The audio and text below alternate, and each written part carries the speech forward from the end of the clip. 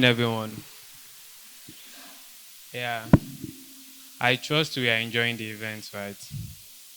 So far, we've spoken a lot about Python, LLMs, and all of that. But now we want to pay attention to real world solutions, how we can harness Python power. We want to look at the real world solution that Python have done before and can still do, especially for we here in Nigeria, looking at the Nigeria's tech ecosystem. So, a brief introduction about me. I'm Joel Inyang. I'm a software engineer and also into a fintech and cloud enthusiast. I work remotely for a company called SwiftMunch. It's based in Turkey.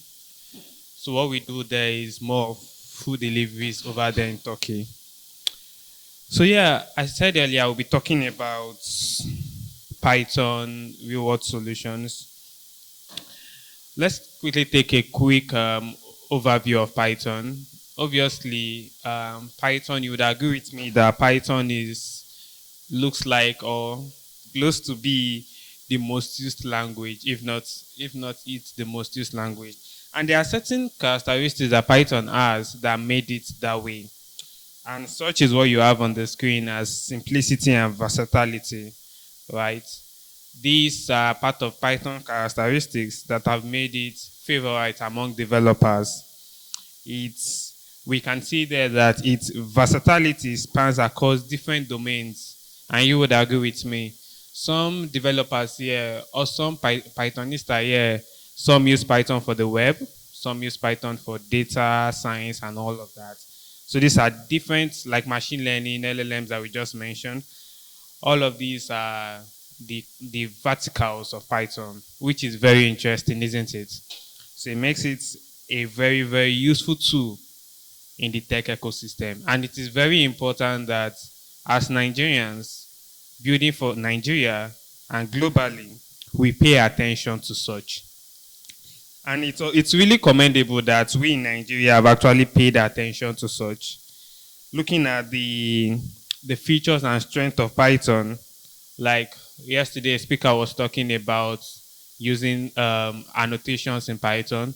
So a lot of that we can actually write Python codes without actually using type annotation, among others, makes it much easier.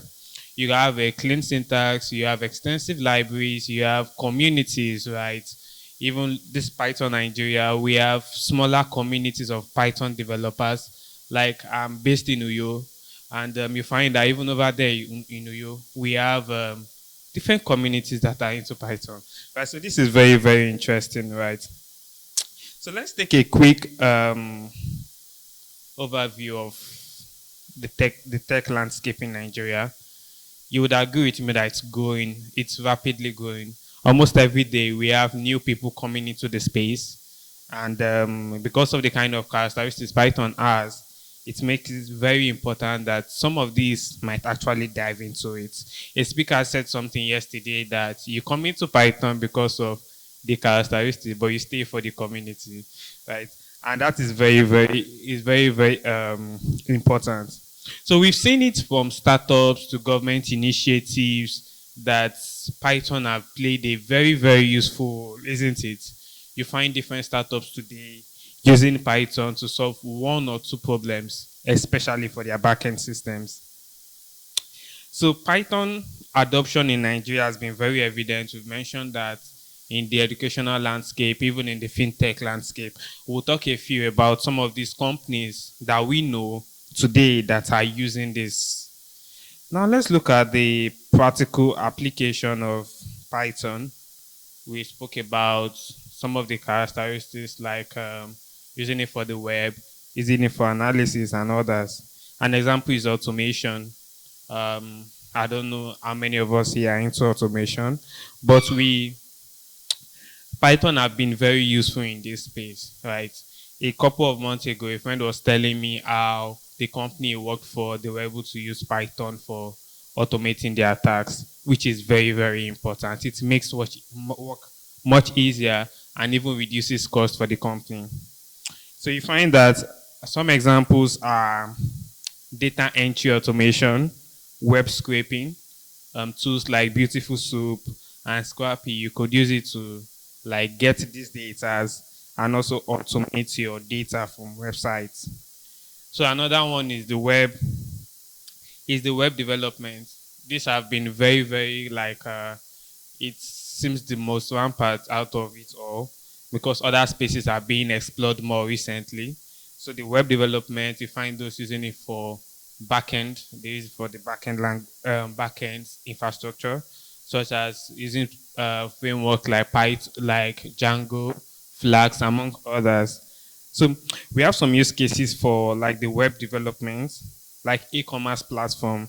You find they use Django for, which is also a web framework, with Django for building e-commerce platforms, government service portal like the portal you pay your tax and others. You could also use Django in building the Django Flags and others. We also have the data analysis and visualization. We have libraries such as Pandas, NumPy, and all these visualization tools like are used to enable deep insight into data. So for those of us who are into the data space, can really see much about how we use Python in the data space, which you agree with me is very, very important. So we have two use cases. One is market analysis, right? So you find that a company use Python to be able to analyze their data. And for like large data sets, they could break it down. Like for companies like Bloomberg and others, you could use Python to break down such data and be able to make informed decisions. Because this is very important for those working with startups can really say much to this. That it's very important that you make informed decisions, especially at the low level stage.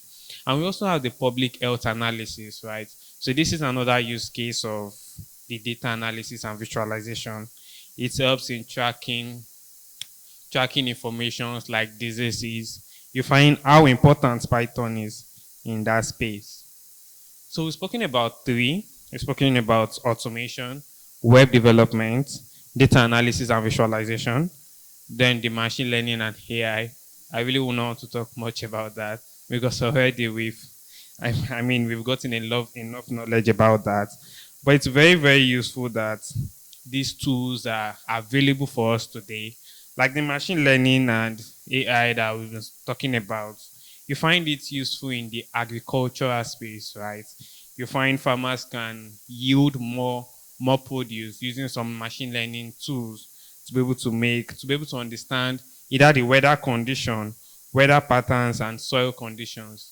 So these are very, very important. And this helps us see that if we are able to harness some of the ability of Python, we can improve Nigeria's tech landscape or ecosystem. So that is the importance of this talk. We being able to understand that yes, we should harness Python in building more solutions for the Nigeria's tech ecosystem. Another is fraud detection in finance. For those working in the fintech space, we understand how important it is to keep track of fraud, right? Because it could cause company damages. So we have AI algorithms, right, that could help in detecting fraudulent transactions.